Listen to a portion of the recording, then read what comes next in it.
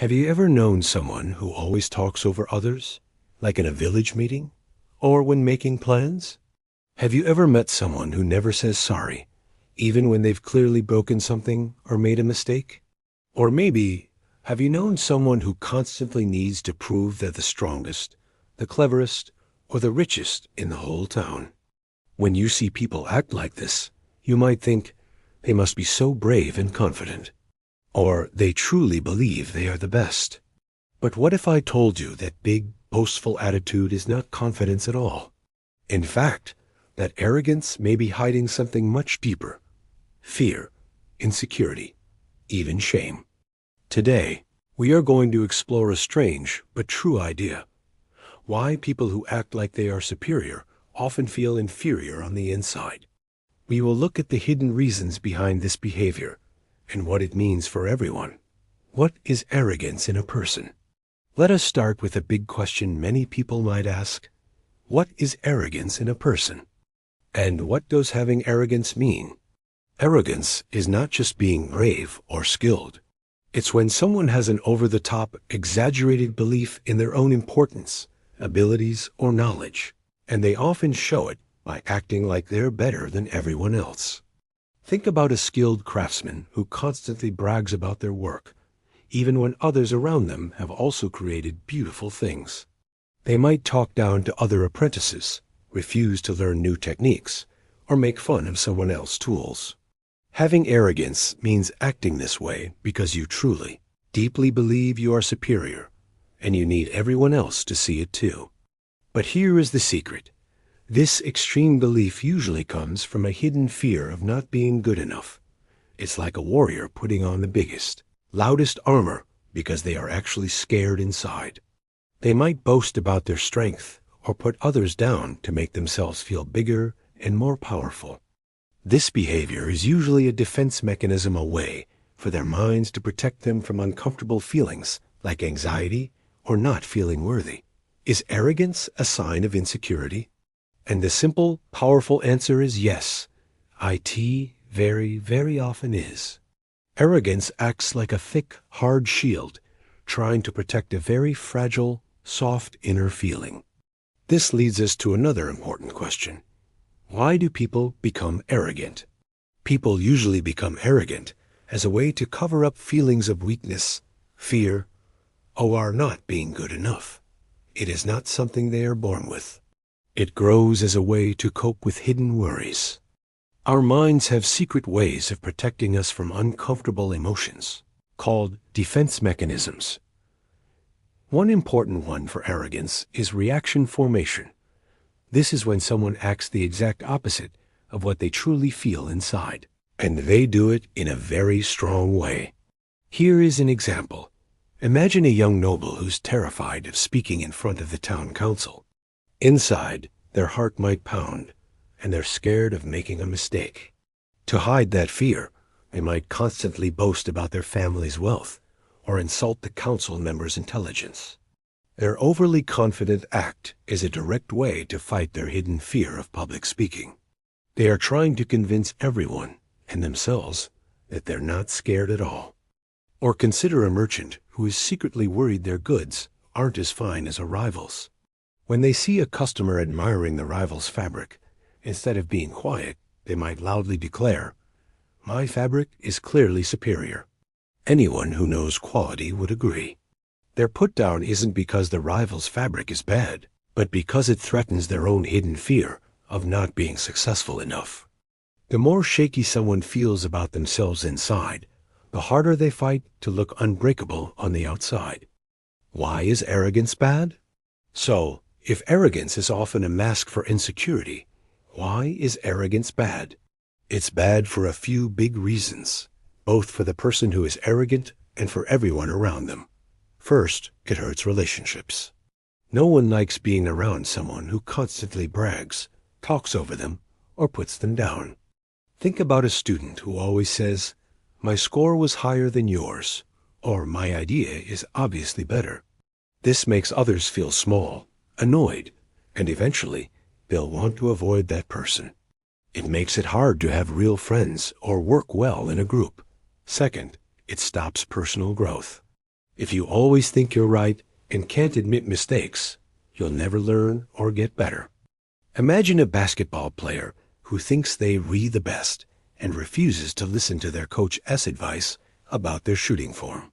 They'll never improve because their arrogance won't let them see where they need help.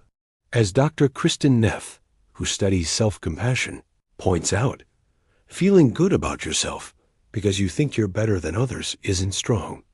It falls apart when things go wrong or when someone criticizes you. True growth comes from being open to learning, not from pretending you know everything. Third, it hurts the arrogant person the most. Underneath that tough exterior, they're often dealing with a lot of anxiety and unhappiness. That constant need to prove yourself is exhausting. Every failure or criticism feels like a huge blow because their confidence is so fragile. This can lead to feeling alone and never truly happy because their self-worth is always tied to being the best, which is impossible all the time. How can someone reduce arrogance? If you're realizing that maybe you sometimes act arrogant, or if you want to help a friend, the next big question is, how can someone reduce arrogance? It starts with understanding that true strength isn't about pretending. Be honest with yourself. The first step is to bravely ask, what am I afraid others will see in me? Are you scared of looking dumb? Of being unpopular? Of not being good enough? Acknowledging these fears is the beginning of getting rid of the mask. Example: if a student always makes fun of others' art projects, they might quietly ask themselves, am I worried my own art isn't good enough, and that's why I criticize theirs? Practice admitting mistakes. Start small. If you spill something, say, oops, my bad, I'll clean it up. If you get a question wrong, say, you know what? I was wrong there. Thanks for correcting me. This builds real confidence because it shows you're strong enough to be imperfect. Example: instead of arguing that their math answer is right, even when it's clearly wrong, a student could say, oh, you are right. I messed up that calculation. Thanks for showing me. Listen more than you talk. Try to truly hear what others are saying without planning your next smart remark. Ask questions and genuinely be curious about other people's thoughts and experiences. Example: in a group discussion, instead of immediately jumping in with their own opinion, someone could practice listening to everyone else first and asking clarifying questions. Focus on genuine learning and connection. Instead of trying to prove you are the smartest, focus on actually learning something new or connecting with people on a real level. Real satisfaction comes from growing and having good relationships, not from always being on top. Example: instead of trying to dominate a gaming session, a player could focus on working as a team and celebrating everyone's good plays, even if they don't win. This journey of reducing arrogance and building real confidence is about facing your shadow. As a psychologist named Carl Jung called it, all the parts of ourselves we don't want to admit are there. The more we try to hide them, the stronger they become. But when we face them, they lose their power. How can you deal with arrogant people? It's one thing to understand arrogance, but how do you actually deal with arrogant people when they're bothering you? And sometimes, how can you avoid arrogant people altogether? Don't take it personally. Remember, their arrogance is usually about their own insecurity, not about you. Their put-downs are a reflection of their own fear, not your worth. Example: if someone brags about their amazing vacation right after you shared your simple camping trip, try to remember they're probably trying to feel important, not genuinely trying to make your trip seem bad. Set clear boundaries. You don't have to put up with disrespectful behavior. You can calmly and firmly let them know it's not okay. Example: if someone keeps interrupting you, you can say, excuse me, I wasn't finished. Or, please let me finish my thought. If they're being overly critical, you might say, I appreciate your input, but I don't appreciate being put down. Choose your battles. Sometimes it's not worth arguing with an arrogant person, especially if they never admit they're wrong. You can disengage. Example: If someone is trying to start an argument about something small, you can just say, okay, or let's agree to disagree, and walk away or change the subject. Limit your time with them. If someone's arrogance is consistently making you feel bad, it's okay to create some distance. You don't have to be best friends with everyone. Example, if a certain friend always makes you feel stupid, you might choose to hang out with them less often, or only in group settings where their arrogance is diluted. Talk to a trusted adult. If someone's arrogance turns into bullying, harassment, or makes you feel unsafe, it's crucial to tell a parent, teacher, counselor, or another trusted adult. They can help you figure out the best way to handle the situation. Remember, you don't have to deal with it alone. So, what's the big lesson here? What can we learn about ourselves and the people around us when we understand this strange idea about arrogance and insecurity? A main thing to remember is this: if someone is always right, always loud, always acting like they're better than everyone else, they might not be strong at all. In fact, it's often the opposite. They might be truly scared that people will see who they really are. Someone who makes mistakes, someone who isn't perfect, or someone who feels not good enough. Their big, bossy attitude is less about how powerful they actually are, and more about how much they need to avoid showing their true self. Understanding this can help us feel less annoyed or scared by them, and instead see that they might be hurting inside. And this idea isn't just about other people.